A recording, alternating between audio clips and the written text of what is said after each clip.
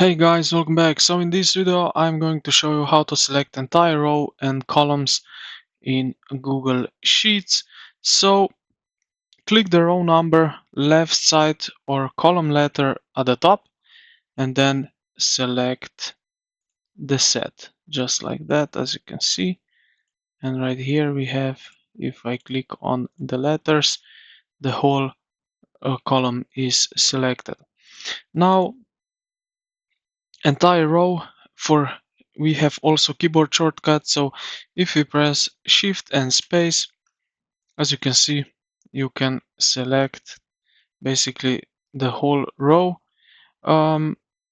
If you press control space, you can select these letters here. So for column,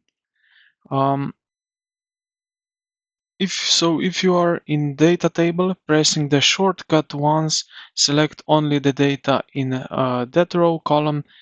Press it a second time to select the truly entire row or column including empty cells. So just like that, and then so now as you can see is selected. So shift control shift space for rows you need to hit 2 times, and also for columns you need to hit 2 times to basically select the whole column.